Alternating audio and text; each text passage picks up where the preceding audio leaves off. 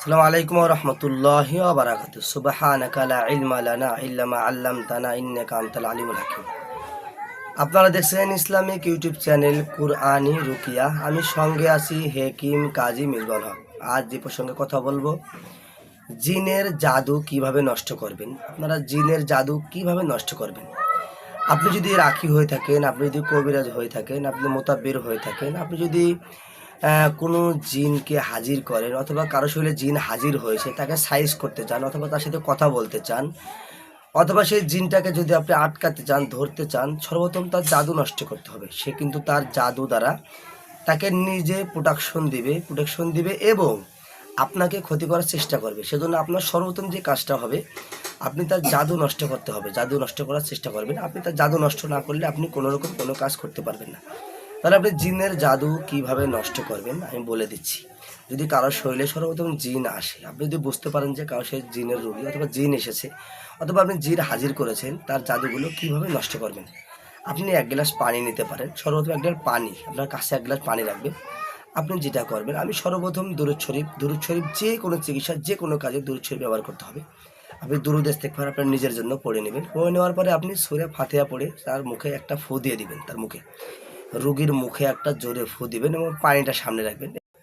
ইউনুস, সূরা ইউনুসের ৮১ নং আয়াত, ফালাম্মাল ক্বালা মূসা মা জিতুম বিহিস সিহির ইন্নাল্লাহা সায়াবতিলুহু ইন্নাল্লাহা লা ইসলাহু আমালাল মুফসিদিন ওয়া ইয়াহিক্কুল্লাহুল হাক্কা বিকালিমাতি ওয়ালাউ কারিহাল মুজরিমুন।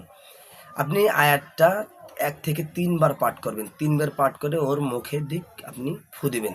অংশটা যেমন ফালাম্মাল ক্বালা মূসা মা জিতুম বিহিস সিহির মা জিতুম বিহিস সিহির মা জিতুম বিহিস সিহির মা জিতুম বিহিস সিহির ইন্নাল্লাহা সায়াবতিলুহু ইন্নাল্লাহা সায়াবতিলুহু ইন্নাল্লাহা সায়াবতিলুহু ইন্নাল্লাহা লা ইসলাহু আলা মুফসিদিন ওয়া ইয়াহিক্কুল্লাহুল হাক্কা বিকালিমাতি ওয়ালাউ কারিহাল মুজরিমুন।